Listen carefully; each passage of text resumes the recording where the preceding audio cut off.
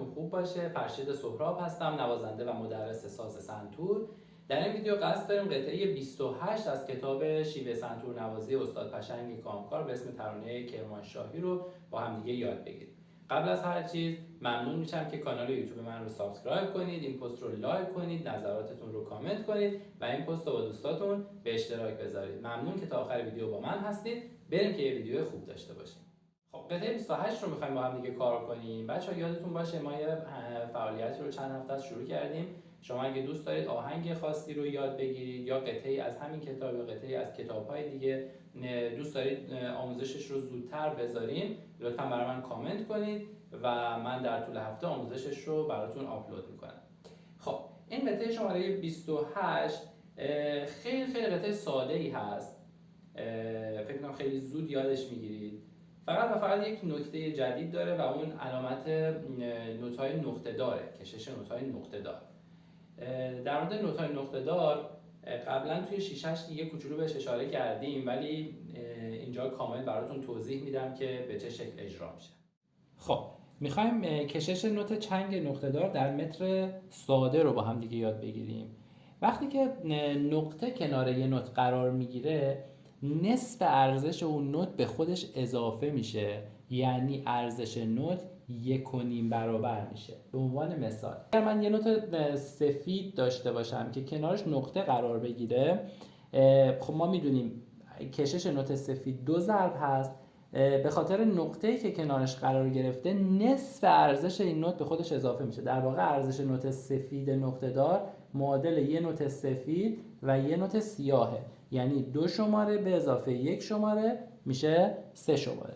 یا مثلا اگر نوت گرد داشته باشیم که نقطه کنارش باشه که بهش میگیم گرد نقطه دار، میشه خود اون نوت یعنی نوت گرد به اضافه نصف ارزش نوت گرد که نصف ارزش نوت گرد میشه سفید، یعنی 4 شماره به اضافه 2 شماره میشه 6 شماره. به عبارت دیگه ارزش نوت 1.5 برابر میشه، یعنی نوت گرد ارزشش 4، اگر که 1.5 برابر بشه مساوی میشه با 6 ضرب. یا نوت سفید ارزشش 2 شماره است، اگر 1.5 برابر بشه 2 ضرب در 1.5 میشه 3 شماره. حالا توی متر ساده، توی قطعه‌ای که امروز میخوایم نوازندگیش رو یاد بگیریم، متر ما 2/4 یعنی در هر میزان معادل 2 تا نوت سیاه وجود داره که خب ما میتونیم به جای 2 تا نوت سیاه 4 تا نوت چنگ بذاریم که میشه 1 او برای اولی و او برای دومی، 2 او برای سومی و او برای چهارمی. حالا اتفاقی که توی میزان آخر خط اول افتاده، نوت ما به این شکل شده. نوت اول شده چنگ نقطه دار، نوت دوم شده دولا چنگ. یعنی مثل اینه که نصفی از ارزش این نوت دوم کم شده و به نوت اول اضافه شده، یعنی نصفی از این شمارشه به نوت اول اضافه شده، یعنی ارزش نوت چنگ نقطه دار معادل 1 او و میشه و این اوه برای نوت دولا چنگ باقی میمونه. اون برم که 2 او و او برای خودشه. یا اگر یه جور دیگه بخوام براتون توضیح بدم، وقتی که ما 2 تا نوت چنگ داریم که 1 او برای اولیه و او برای دومی، اگر چنگ دوم رو من تبدیل بکنم به 2 تا نوت دولا چنگ، 1 او برای اولی میشه و او برای اون 2 تا دولا چنگه میشه. حالا اتفاقی که توی این قسمت نقطه دار میفته اینه که این نوت حذف میشه و ارزشش به نوت بعدی اضافه میشه. میتونیم به این شکل هم نشونش بدیم. پس یه نوت چنگ نقطه دار و یه نوت دولا چنگ که ارزش نوت چنگ نقطه دار به اندازه 1 اوه و او میرسه به نوت دوم. بریم که نوازندگی این قطعه رو با هم دیگه یاد بگیریم. این قطعه 2/4 هست. 2 ضربی 2 تا نوت سیاه توی هر میزان وجود داره. شمارشمون براش به صورت 1 اوه و 2 اوه میشه. میدونیم که الان توی میزان اول 4 تا نوت چنگ داریم، 1 او برای اولیه و او برای دومی، 2 او برای سومی و او برای آخری میشه. توی میزان دوم که 2 تا نوت سیاه داریم، میدونیم هر نوت سیاه ارزشش 1 ضرب کامله، یعنی 1 او و او برای نوت اول میشه، 2 او و او برای نوت دوم میشه.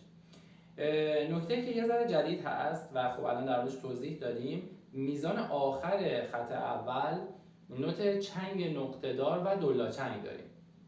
نوت اول که چنگ نقطه داره ارزشش میشه به اندازه 1 او و، یعنی 3 تا تیکه شمارش به چنگ نقطه دار میرسه و تیکه آخر شمارش که یه او هست به نوت دولا چنگ میرسه. پس میگیم 1 او و او، 2 او و او، 2 و هم بر نوت سیاه. پس شما اگه میخواید شمارش این قطعه رو یادداشت کنید، 1 او و رو زیر لا بنویسید، او رو زیر سل بنویسید، 2 او و او هم زیر نوت آخر که نوت سیاه هست قرار میگیره.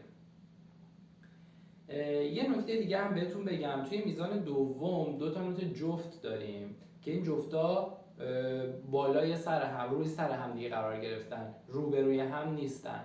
قبلا در مورد جفتا توضیح دادیم که همیشه تو حالت کلی نوت پایینی رو با دست راست میزنیم، نوت بالایی رو با دست چپ میزنیم. حالا تو این حالت‌هایی که روبروی همن، خب ما هیچ وقت دستمون اینجوری برعکس نمیشه دیگه، یعنی بدون اینکه بهش توجه کنیم دستامون روبروی هم دیگه قرار میگیره. ولی وقتی نوت‌ها جفت هستن، مثلا دو و سل رو میخوایم جفت بگیریم رو سیمای سفید، خب ما هم میتونیم به این شکل جفت رو بزنیم، هم برعکس، یعنی دست راستمون بالا باشه و به این شکل جفت رو اجرا بکنیم.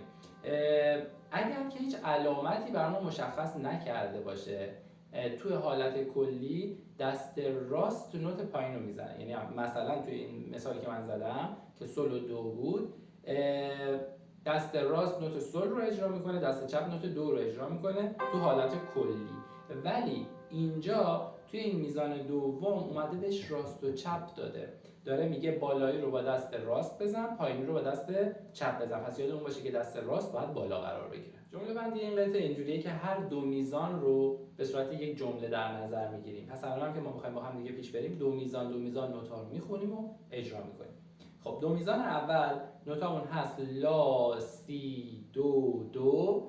میزان دوم همون جفتا رو داریم که در موردش حرف زدیم، جفت دو و سل، نوت بالایی سل، ببخشید دوه با دست راست رو نوت دو میزنیم، نوت پایینی که با دست چپ اجرا میشه سله. پس این دستمون باید به این شکل روی سر هم قرار بگیره و اینجوری ضربه میزنیم. جفت بعدی هم دست چپ رو همون سل میمونه، دست راست میره رو نوت ر. دقت کنید این 7 و 8 که اینجا گذاشته دیگه برای نوت دوم هم اعمال میشه. پس دست چپ ما رو سل میمونه، دست راست میره رو ر.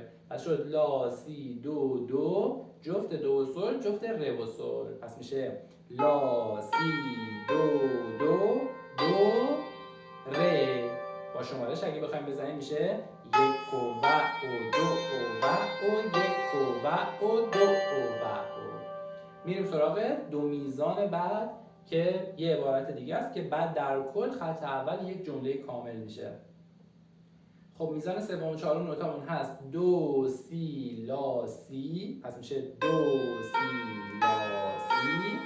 میزان آخر لا، سل، لا، لا، سل، لا، که البته باید مواظب کشش نوتمون باشیم. لا میشه 1 و سل میشه او، میشه 1 و او، 2 و او، یعنی سل میچسبه به لای بعد از خودش، میشه 1 و او، 2 و او.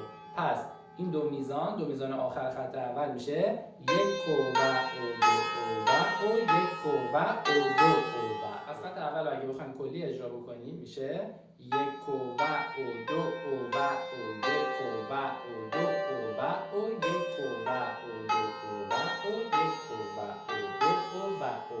و یه دولا خط تکرار داره که کل این خط باید دوباره اجرا بشه. میریم سراغ خط دوم. دو میزان اول جفت ر و سل، بعدیش جفت دو و سل. میزان دوم هست سی، لا، لا، سل، لا. پس میشه ر، دو، سی، لا، لا، سل، لا. با شمارش 1 و او، 2 و او، 1 و او، 2 و او. دو میزان بعد ر، دو، سی، دو، سی، لا، لا، سل، لا. پس میشه ر، دو، سی، دو، سی، لا، لا، سل، لا. میگیم 1 و او، 2 و او، 1 و او، 2 و او. کل خط دوم رو یه بار براتون اجرا میکنم. 1 و او، 2 و او، 1 و او، 2 و او، 1 و او، 2 و او، 1 و او، 2 و او. بریم سراغ خط سوم و جمله آخر. دو میزان اولش میشه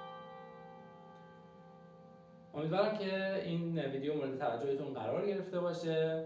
یادتون نره که قطعه‌ای که دوست دارید آموزش ببینید، چه از قطعات این کتاب یا آهنگ‌هایی که دوست دارید نوازندگیش رو یاد بگیرید رو برای من کامنت کنید. ممنون میشم که این پست رو لایک کنید، نظرات و سوالاتتون رو کامنت کنید، کانال یوتیوب من رو سابسکرایب کنید و این پست رو با دوستاتون به اشتراک بذارید. ممنون از شما.